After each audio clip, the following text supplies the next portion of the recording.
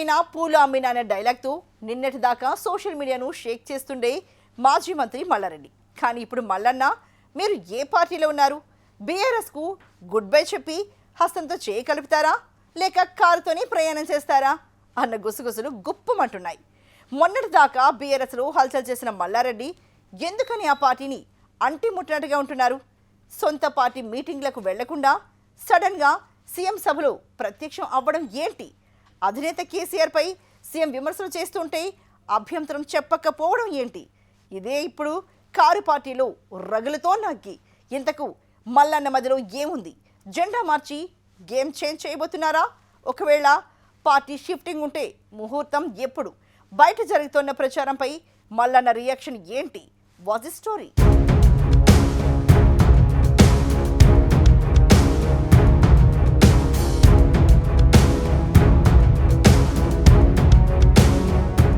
అనుమానాస్పదంగా మల్లారెడ్డి అడుగులు.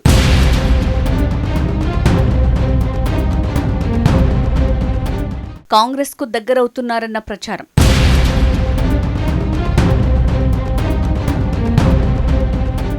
గులాబీ పార్టీ మీటింగ్కు డుమ్మా, సీఎం సభలో ప్రత్యక్షం.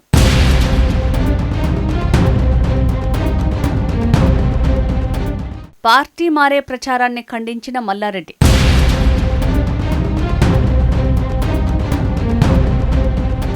బీఆర్ఎస్లోనే ఉంటానని క్లారిటీ, నమ్మొచ్చా అంటూ కారులో గుసగుసలు.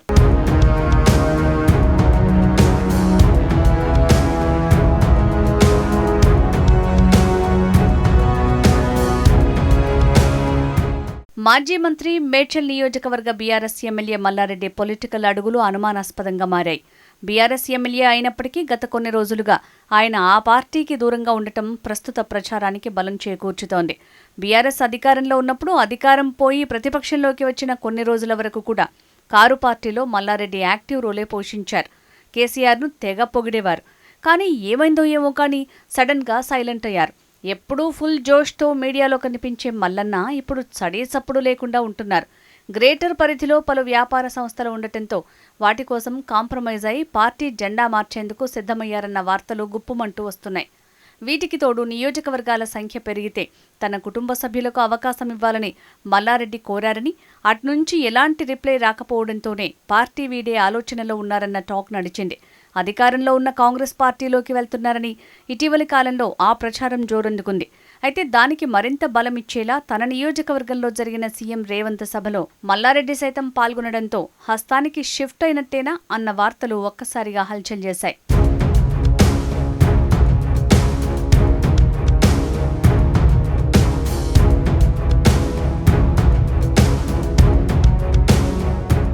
అసెంబ్లీ ఎన్నికలకు మరొక 2 ఏళ్లు సమయం ఉన్నప్పటికీ తెలంగాణ రాజకీయాలు హాట్గా మారుతున్నాయి.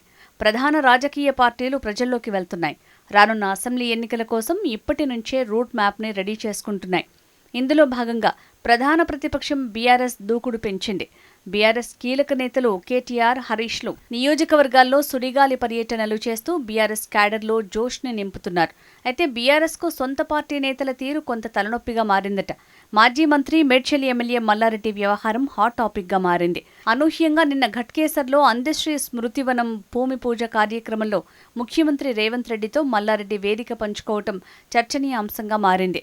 ఈ సభలో రేవంత్ రెడ్డి గులాబీ బాస్ కేసీఆర్పై తీవ్రస్థాయిలో విమర్శలు చేశారు. అయితే అదే వేదికపై ఉన్న మల్లారెడ్డి మౌనంగా ఉండటం రాజకీయంగా చర్చనీయాంశంగా మారింది.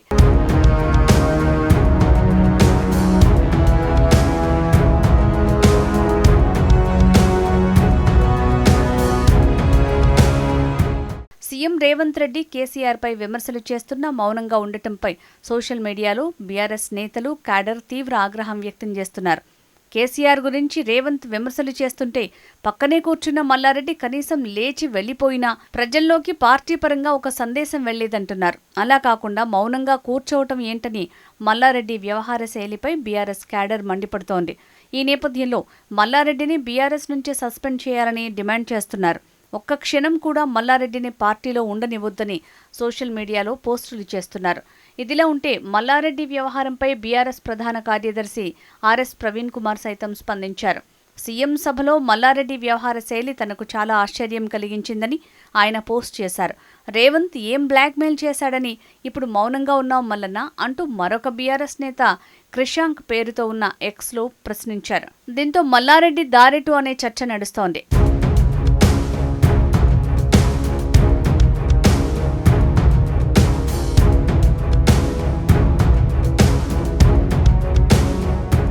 నిజానికి రాష్ట్రంలో కాంగ్రెస్ ప్రభుత్వం వచ్చిన తొలినాళ్లలోనే ఆయన కారు దిగి హస్తం గూటికి చేరేందుకు ప్రయత్నాలు చేశారు. అప్పట్లో కర్ణాటక సీఎం డీకే శివకుమార్ను బెంగళూరు వెళ్లి మల్లారెడ్డి కలిశారు. ఇటీవల మల్లారెడ్డి కోడలు ప్రీతిరెడ్డి బీజేపీ కార్యాలయానికి వెళ్లటంతో మల్లారెడ్డి ఫ్యామిలీ బీజేపీలోకి వెళ్లబోతున్నారన్న వార్తలొచ్చాయి. ఎల్బీనగర్ ఎమ్మెల్యే సుధీర్ రెడ్డి ఇంట్లో జరిగిన రివ్యూ మీటింగ్కు హాజరు కాలేదు.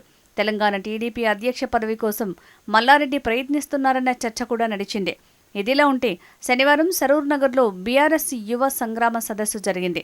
కేటీఆర్ ముఖ్య అతిథిగా హాజరైన కార్యక్రమానికి డుమ్మా కొట్టిన మల్లారెడ్డి సీఎం రేవంత్ సభకు మాత్రం హాజరు కావటం హాట్ టాపిక్ అయింది.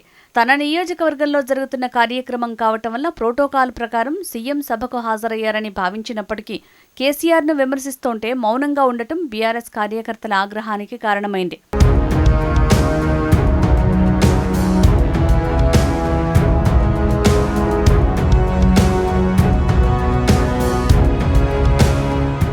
అయితే పార్టీ మారుతున్నారనే ప్రచారాన్ని మల్లారెడ్డి ఖండించారు. తాను ఏ పార్టీలో చేరబోనని బీఆర్ఎస్లోనే కొనసాగుతానని స్పష్టం చేశారు. తనపై జరుగుతున్న ప్రచారాన్ని నమ్మొద్దని సూచించారు. బీఆర్ఎస్ నాయకత్వంపై తనకు పూర్తిగా విశ్వాసం ఉందని, పార్టీ మారే ప్రసక్తే లేదన్నారు.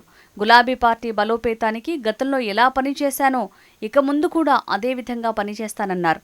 మరి ఇకనైనా ఆ ప్రచారానికి తెరపడుతుందా? మరి మల్లారెడ్డి వ్యవహారాన్ని బీఆర్ఎస్ అధిష్టానం సీరియస్గా తీసుకుంటుందా లేక వేచి చూస్తుందా అనేది ఆసక్తి రేపుతోంది.